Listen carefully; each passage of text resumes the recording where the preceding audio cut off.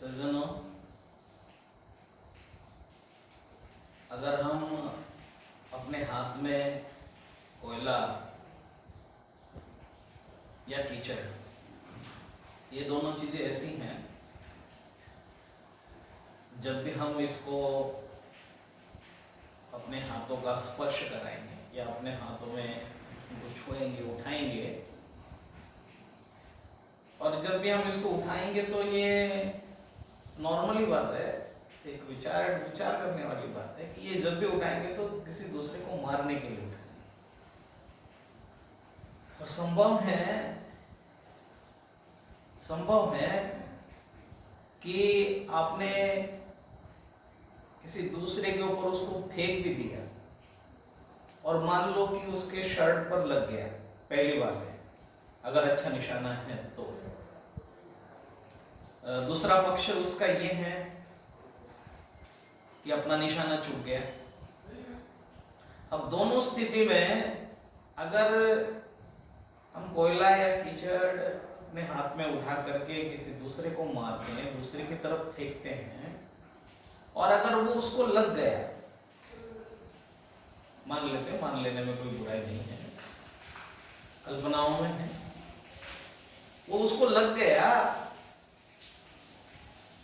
तो भी हमें क्या लाभ हुआ? मान लो वो उसको नहीं लगा तो भी हमें क्या लाभ हुआ? हाँ, लाभ हुआ हो न हुआ हो, नुकसान मुझे साफ दिखाई दे रहा है। नुकसान ये है कि दोनों स्थिति में हमारे हाथ पहले खराब हो गए। और ये समझदारी नहीं है कि हम अपने हाथ खराब कर लें। जीवन में ऐसे बहुत मोड़ आते हैं। आज हमने किसी के लिए पत्थर उछाला है, आज हमने किसी के लिए कीचड़ मारा है, आज हमने किसी की तरफ कोयला फेंका है, कल कोई हमारी तरफ फेंकेगा। हाँ, आपकी तरफ फेंकेगा तो आप उसे सहन कर लो, लेकिन आप किसी दूसरे की तरफ मत फेंको, आप किसी दूसरे के तरफ मत उछालो। इसके दुष्परिणाम ग्रंथों में बड़े बड़े इतिहास उठा करके देखो। मैना सुंदरी का जिस व्यक्ति से विवाह हुआ था, उसके शरीर में कुष्ठ रोग था, और वो राजा था, वो कोई साधारण व्यक्ति नहीं था, किसी राज्य का वो भी राजा था। और जब उसके साथ में विवाह हुआ तो उस मैना सुंदरी ने एक तपस्वी के मुखार बिंद से जानना चाहा कि ये कौन से कर्मों का फल है। तो उसमें बहुत सरल अर्थों में आपको बता रहा हूँ, ज्यादा लंबी कहानी की तरफ नहीं ले जा रहा हूँ। एक ही बात आई थी कि ये निंदा कर्म का फल है। बस जो निंदा की थी, जो बुराई की थी, दूसरे को जो गलत बताने का जो पुरुषार्थ किया था, जो उपक्रम किया था, ये उसका परिणाम है कि तमाम रोगों को, और वो जो 700 और कुष्ठ रोगी, जिनको कथा याद होगी उनको जानकारी होगी, वो जो 700 कुष्ठ रोगी उनके पीछे पीछे घूम रहे थे, वो ताली बजाने वाले लोग थे।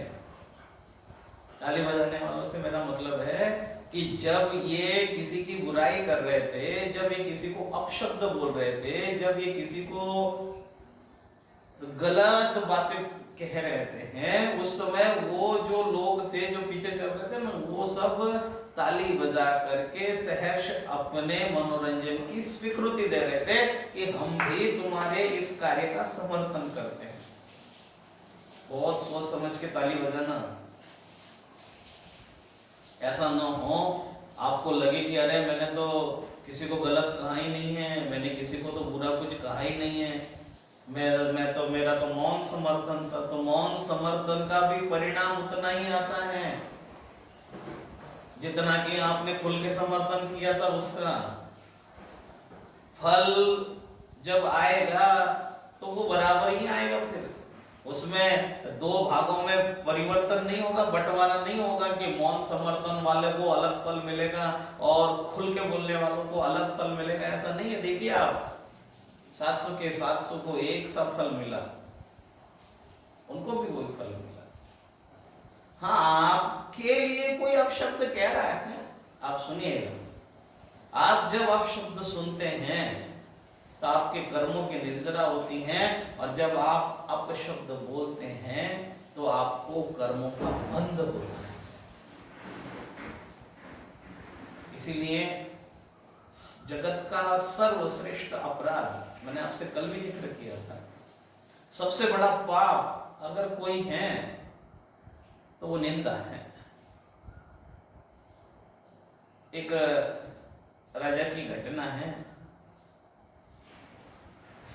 वो अखेट पर गया था शिकार करने के लिए, आया बहुत थका हुआ था, और वहीं जहाँ घोड़ों का जो अस्तबल था, वही घोड़ों के अस्तबल में ही सो गया। देर रात आया हुआ था। सुबह क्या हुआ कि बहुत शीघ्रता से एक कोई तपस्वी भिक्षा लेने के लिए उनके घर पर आ गए, उनके वहां आ गए, और वो वही उनको सोता हुआ देख करके उन्होंने उन्हीं से भिक्षा मांग ली। अब राजा की जब नींद खुली तो वो कच्ची नींद में था, तो उसको बड़ा गुस्सा आया। उन्होंने कहा कि भिक्षा दीजिए। उसने कहा कि भिक्षा मांग रहा है, उनको कुछ नहीं दिखा उस समय, प्रमाद था, आलस था, गुस्सा था। उठाया, घोड़े की लीद उठाई और घोड़े की लीद उसके कटोरे में डाली, और वो साधु चला गया अपने आश्रम पर, अपने कुटिया पर। ज्यादा दूर नहीं था, राजा के महल के आसपास ही था। कुछ दिनों बाद हुआ क्या कि राजा के महल के आसपास में बहुत जोरदार बदबू आने लगी, बहुत कठिन, इतनी बदबू, भयंकर बदबू थी कि राजा को उस बदबू को सहा नहीं गया। तो वो जिधर से बदबू आ रही थी उस रास्ते पर चलते चलते चलते वो वहां पहुंच गए कुटिया में। उस कुटिया में पहुंच गए तो वहां जाकर के वही सन्यासी मिले जिनको उन्होंने कभी आज से महीनों पहले भिक्षा दी थी। उन्होंने उससे पूछा कि राजन आप आज यहाँ कैसे? उन्होंने कहा कि ये क्या सड़ा रखा है आपने, ये इतनी बदबू आ रही है, ये सारी बदबू मेरे महल तक पहुंच रही है। अब बात सुनिएगा। तो उसने, भिक्षु ने क्या, उस तपस्वी ने जवाब दिया कि ये मेरे द्वारा सड़ाया गया नहीं है, ये तो आपका ही दिया गया हुआ है।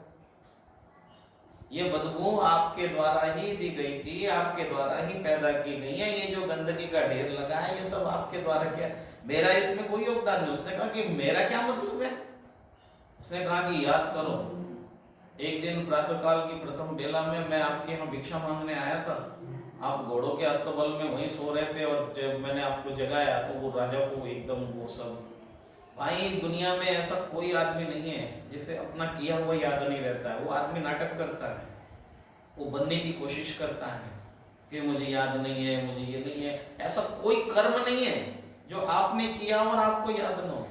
हर कर्म, मेरा किया हुआ हर कर्म मुझे याद है, आपका किया हुआ आपका हर कर्म आपको याद है। वो बात अलग है, समय को समयानुसार हम सबके सामने स्वीकार कर पाए नहीं कर पाए, वो बात दूसरी होती है। लेकिन अपना कर्म सबको याद होता है। राजा को भी अपना कर्म याद आ गया कि हाँ ये तो बात सही कह रहा है। सुबह सुबह एक दिन मैंने इसके कटोरे में, उससे मैं ब्रह्मात्म में आलस में घोड़े की लीद तो डाल दी थी। तो उसने कहा कि उससे मेरा क्या मतलब है? उसने कहा कि उस समय जब आपने डाला तो मैंने कटोरा देखा नहीं था, मैंने पात्रों को देखा नहीं था, मैं तो सीधा आपने दिया और वो लेकर के यहाँ आ गए। यहाँ आकर के मैंने जब देखा कि अरे ये तो घोड़े की लीद है, तो मैंने तो उसको यहीं डाल दी। अब वो बढ़ते बढ़ते बढ़ते देखो उसमें धूल मिट्टी और कचरा इकट्ठा होता रहा धीरे धीरे। अब वो ये देखो क्या पर्वत सा बन गया, पहाड़ सा बन गया, और इसमें बदबू ही बदबू है। राजा कहने लगा मेरे समझ में नहीं आ रहा। उन्होंने कहा कि समझ में आएगा आपके, क्यों नहीं आएगा, आप समझने की कोशिश करो, आपके समझ में आएगा।